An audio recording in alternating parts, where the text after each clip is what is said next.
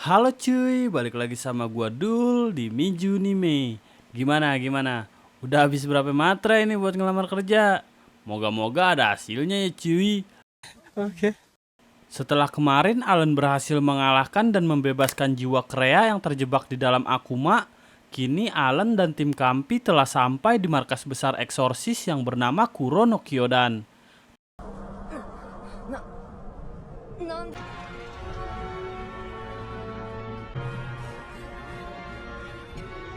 Pada awalnya, kedatangan Alan dicurigai oleh seluruh orang yang berada di sana. Bahkan setelah Alan mengatakan jika dirinya dikirim oleh Cross Marian yang merupakan jenderal sekaligus masternya.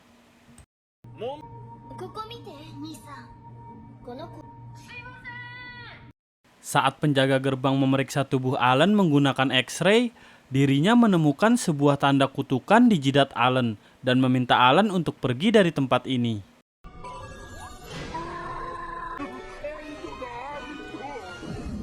Di tengah kebingungan yang Alan rasakan, tiba-tiba eksorsis yang bernama Kanda datang dan yang terjadi...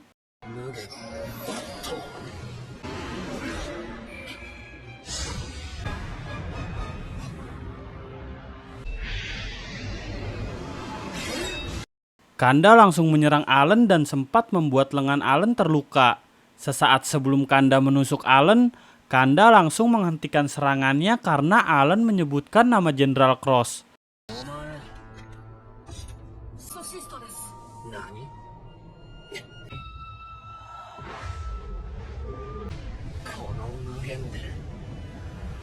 Alan mengatakan seharusnya surat rekomendasi yang dikirim oleh Cross untuk Komui sudah sampai di sini.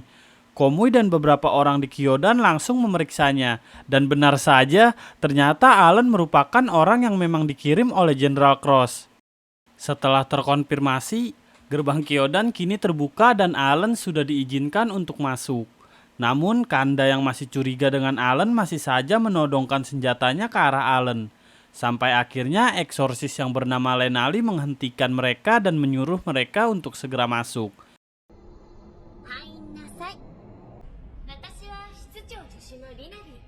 Kita pun diperlihatkan dengan wujud Jenderal Cross melalui flashback ketika dirinya memerintahkan Alan untuk pergi ke Kyodan.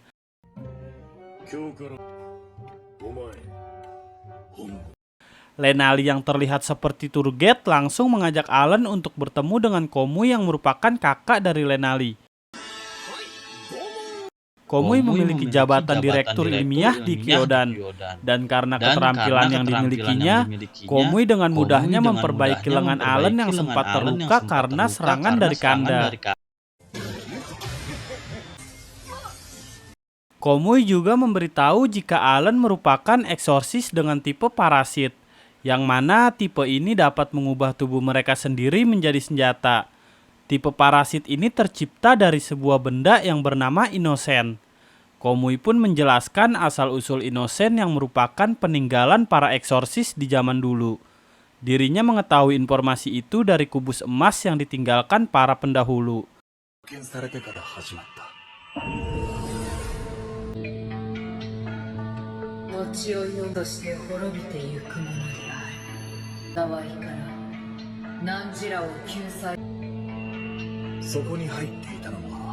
Di sana disebutkan jika Inosen merupakan kristal dewa dengan kekuatan misterius yang dibuat untuk melawan Shounen Hakusaku.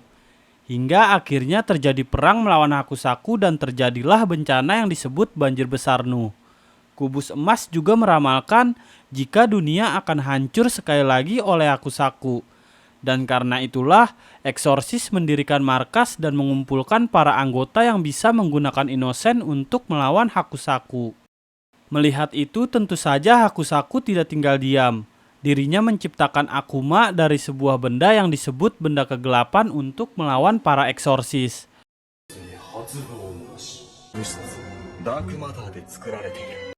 Konon akibat banjir Nuh, Inosen kini terbagi menjadi 109 bagian yang tersebar di seluruh dunia. Dan tugas para eksorsis adalah mengumpulkan semua Inosen untuk melawan Hakusaku, sebelum Hakusaku yang menemukan Inosen itu sendiri. Setelah menceritakan itu, Komui akhirnya meresmikan Alan sebagai salah satu dari eksorsis. 世界各地に任務で散らばってるエクソシストも一人だよ。ティム・キャンピア、どこへ行ったの？ようやくここまで来た。Keesokan hari, saat Alan sedang meminta jatah makan siangnya, Alan melihat Kanda yang sedang berselisih dengan seorang finder atau unit yang ditugaskan khusus untuk membantu para eksorsis.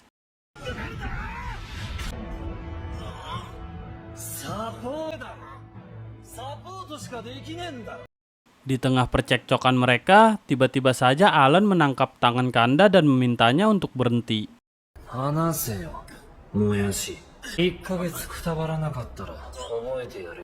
Di momen ini, semakin terlihat jika Alan dan Kanda tidak memiliki hubungan yang baik.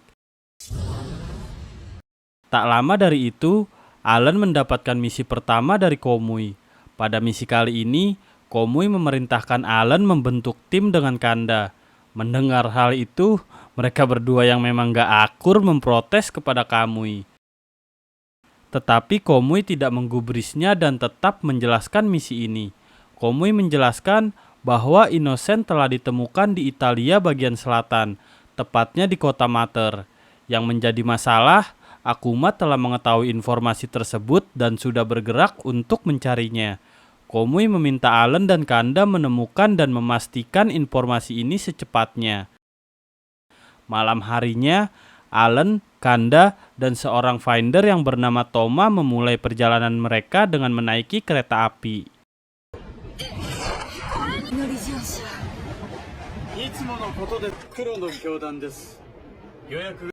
Di tengah perjalanan, mereka mulai membaca lebih detail tentang misi mereka. Diketahui target utamanya adalah melindungi hantu Mater. Alan yang kebingungan langsung menanyakan kepada Kanda apa kaitan hantu dengan Innocent. Toma langsung menjelaskan, dari zaman nenek moyang hingga sekarang, kejadian aneh memanglah sering terjadi di sekitar tempat Innocent berada. Untuk alasan investigasi menyuruhlah finder dikirim ke tempat yang memiliki Innocent.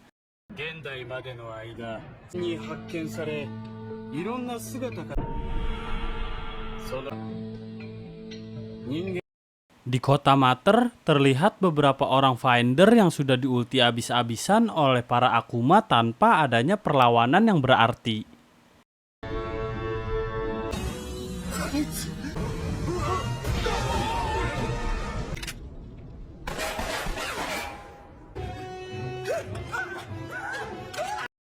Alan, Kanda, dan Tomo yang sudah tiba di kota Mater langsung berpencar dan yang terjadi...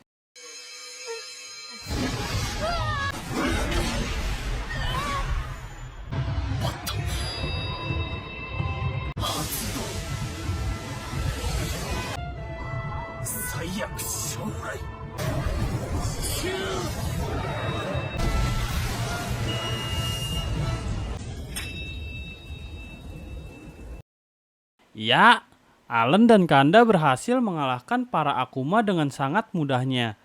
Namun tiba-tiba muncul satu Akuma yang sudah berevolusi dan bisa berbicara di hadapan Alan. Di tempat lain, Kanda berhasil menemukan hantu Mater dan bergegas membawanya pergi. Kembali ke pertempuran antara Alan dengan Akuma yang berevolusi, bukan hanya bisa bicara, Akuma itu bahkan mampu bertransformasi menjadi Alan sekaligus dengan kekuatannya. Akuma itu mengatakan jika inilah kemampuan dari Akuma level 2. Pertarungan sengit pun terjadi di antara mereka sampai akhirnya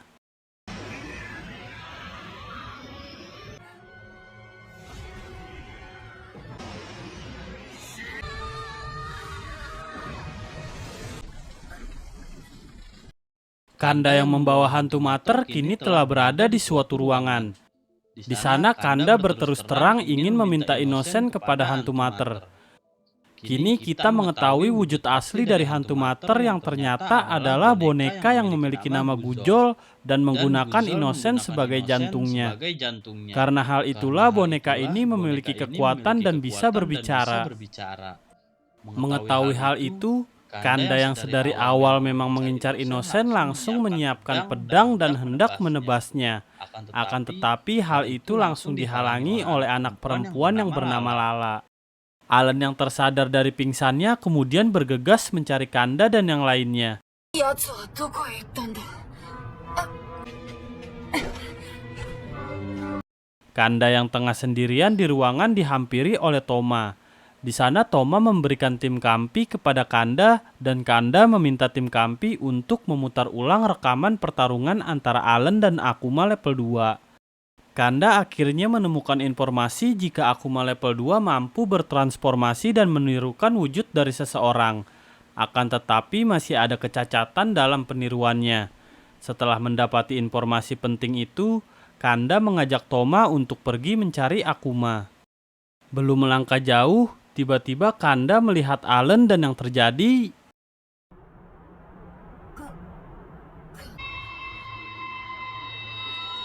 バカのようだな。やく将来。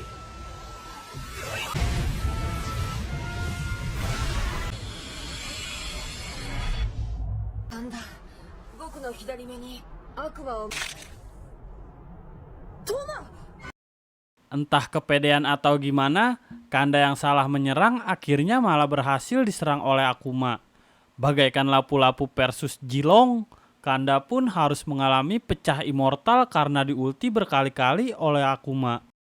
Di tengah siksa neraka yang Kanda alami, Allen yang datang langsung mengeluarkan jurus ceker jumbo dan menghantam Akuma hingga terpental.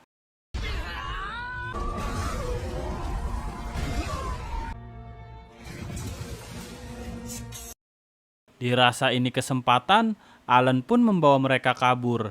Setelah beberapa lama, akhirnya mereka menemukan jalan rahasia yang berada di bawah tanah.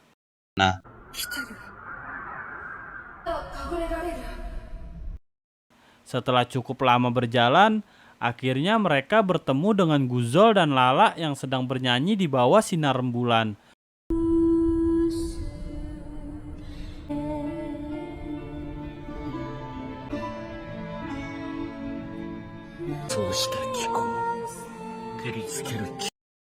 Pada momen ini, terkuaklah fakta baru bahwa hantu Mater yang merupakan boneka sebenarnya adalah Lala.